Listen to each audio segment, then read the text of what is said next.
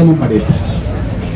ಆವನೂರು ವರದಿ ಪ್ರಕಾರ ಹೋರಾಟ ಪ್ರಾರಂಭ ಮಾಡಿದೆ ಅಂದರೆ 58.7% ಮಾದಿಗ ಮತ್ತು ಉಪಜಾತಿಗಳಿದ್ದಾರೆ.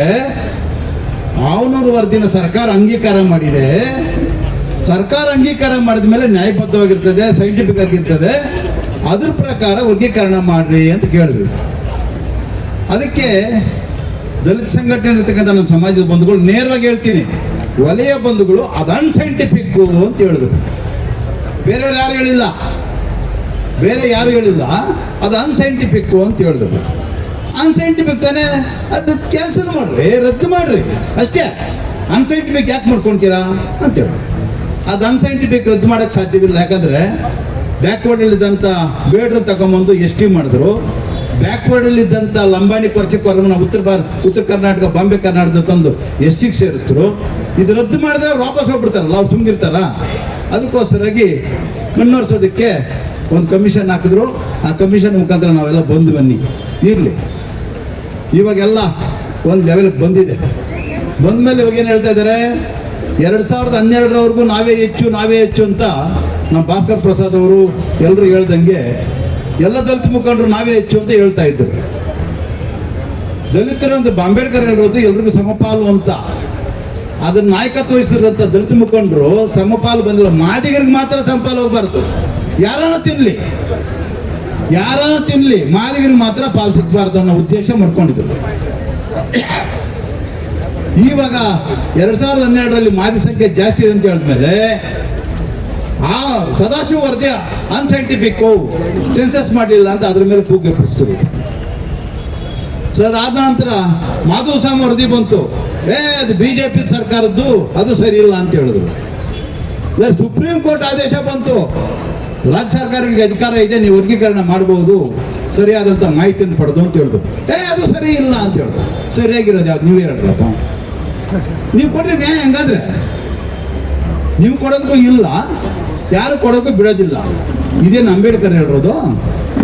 ಆಕ್ಚುಲಿ ಇವತ್ತು ವರ್ಗೀಕರಣ ಬೇಡ ಅನ್ನೋರು 35-36 ದುಡ್ಡು ಮೇಜಿನ ಪರಿಷತ್ಗಳಲ್ಲಿ ಗಾಂಧಿ ಅಂಬೇಡ್ಕರ್ಗೆ ವಾದಂಥ ವಾದಗಳಲ್ಲಿ ದಲಿತರಿಗೆ ರಿಸರ್ವೇಶನ್ ಕೊಡಬಾರದು ಅಂತ ಹೇಳ್ತಾ ಇದ್ದವ್ರು ಯಾರು?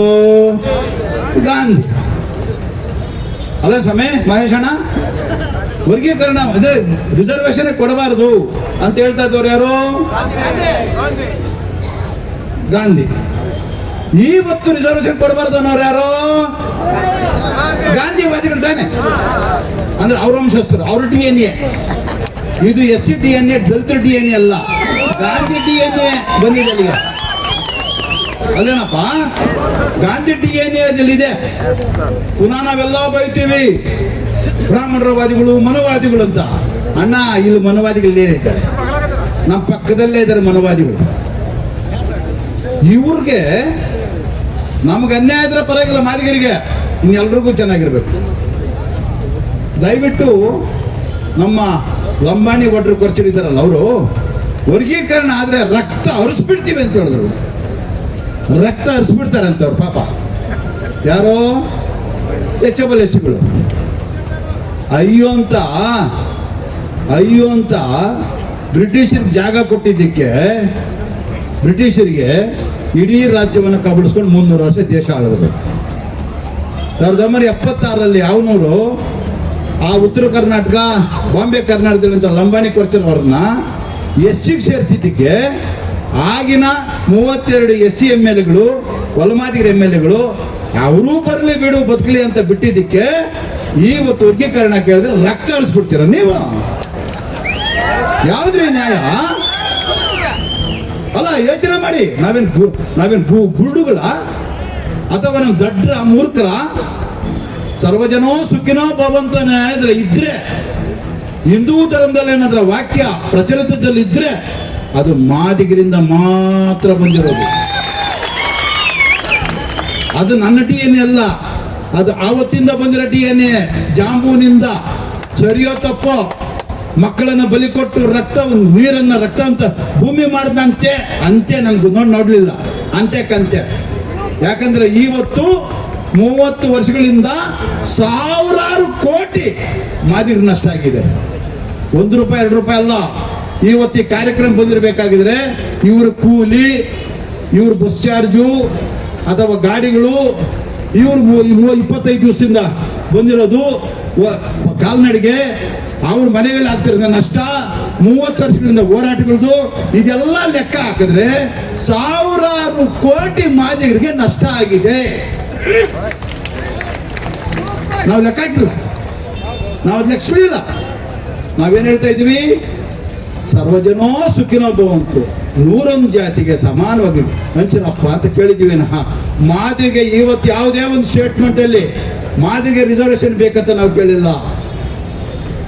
97ರಲ್ಲಿ ಪ್ರಾರಂಭ ಮಾಡಿದ್ದು ನಾವು ದಂಡೋರವನ್ನ, ಇಲ್ಲಿವರೆಗೂ ಯಾವುದೇ ಒಂದು ಸ್ಟೇಟ್ಮೆಂಟ್ ಮಾದಿಗೆ ರಿಸರ್ವೇಶನ್ ಬೇಕಂತ ಕೇಳಿಲ್ಲ.